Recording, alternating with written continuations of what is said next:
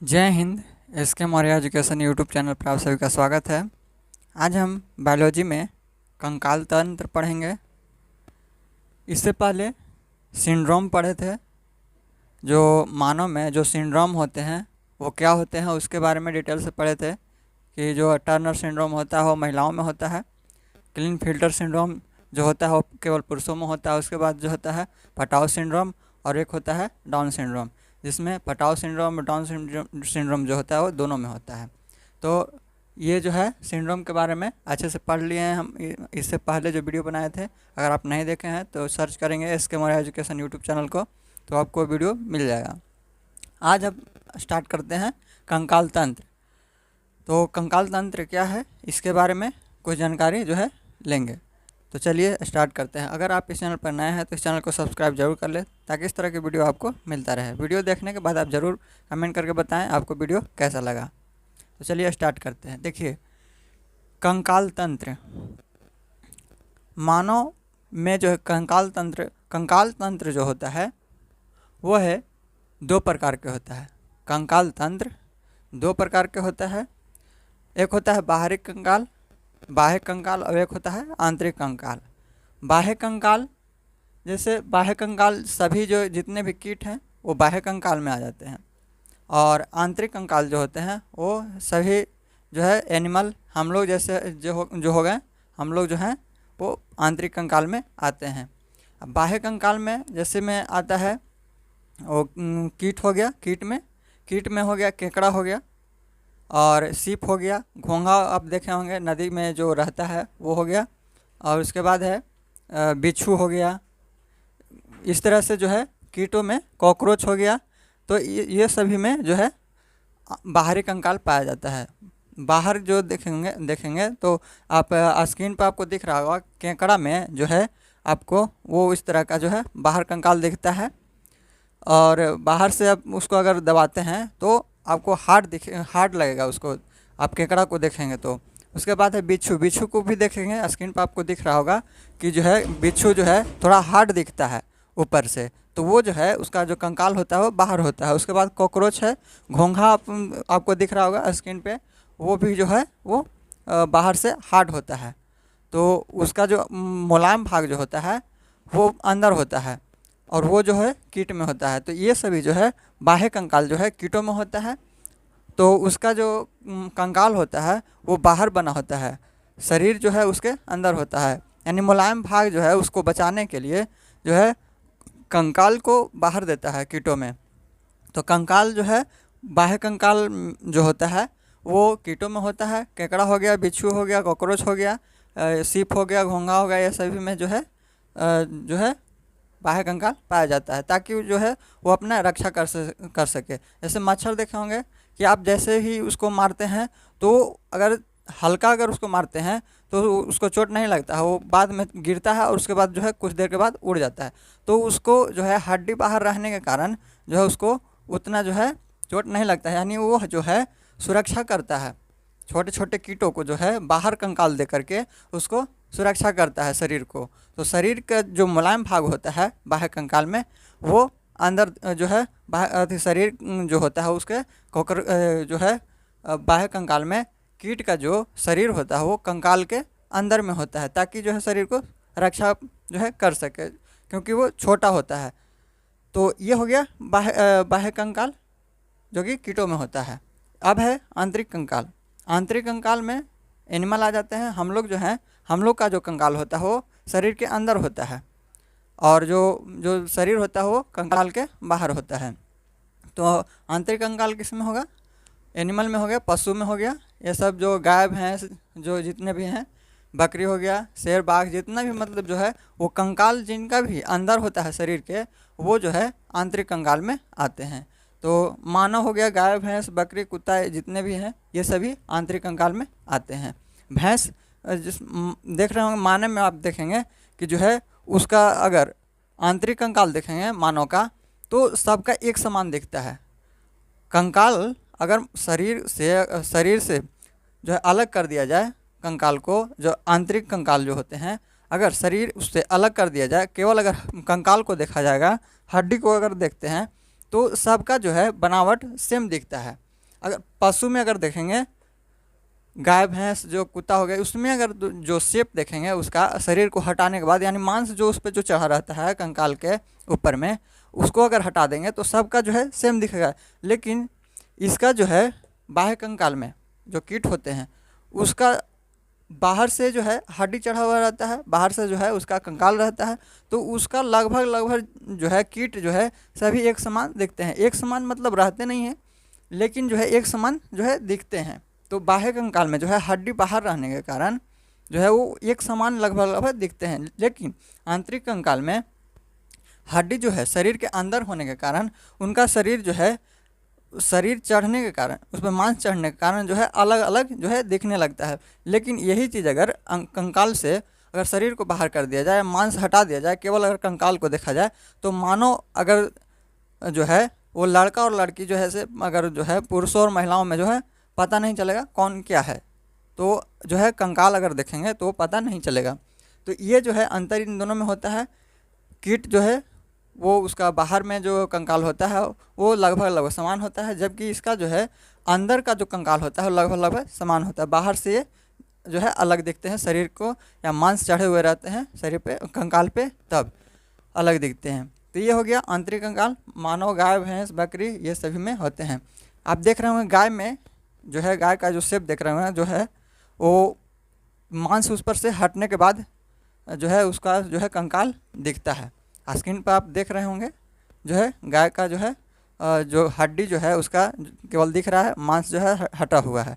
उसी तरह से कुत्ता, बकरी जितने भी हैं उस तरह से इसका जो है शेप दिखता है।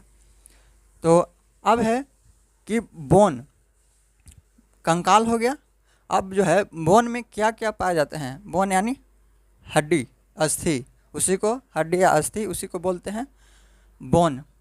अब बोन में क्या क्या पाया जाता है? तो बोन में है सबसे पहले तो ये जो है बोन में ओसिन प्रोटीन पाया जाता है।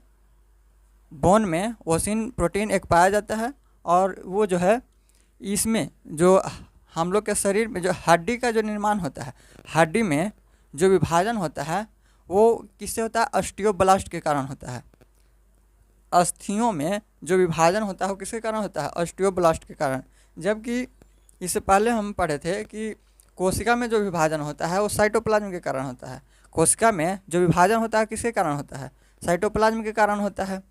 जबकि जो बोन यानी अस्थि यानी हड्डी में जो विभाजन होता है ऑस्टियोब्लास्ट के कारण होता है। हड्डियों में जो है ओसिन प्रोटीन पाया जाता है। हड्डियाँ जो है किससे बना होता है? तो कैल्शियम फॉस्फेट का बना होता है, CA3PO4 के होल ट्वाइस, CA3PO4 के होल ट्वाइस यानी कैल्शियम फॉस्फेट का बना होता है। जब बच्चों का जो जन्म होता है, जब बच्चा जन्म लेता है तो उसमें हड्डियों की संख्या जो है 300 होता है। यानी हड्डियों की संख्या जब वयस्क जो होते हैं मनुष्य, जब मनुष्य वयस्क होता है उसकी जो हड्डियों की संख्या होता है वो 206 होता है। जो कि यहाँ जो है इस एज में मतलब जो वयस्क होते हैं यानी 25 से 30 वर्ष के जो लोग होते हैं उसमें जो है 206 हड्डी जो है 300 से घटकर 206 हड्डी हो जाता है, जिससे इस एज तक में जो है इसका डेंसिटी बोन का अधिक हो जाता है। यानी जो बोन है ये 206 जो है 300 से घटकर आ जाता है।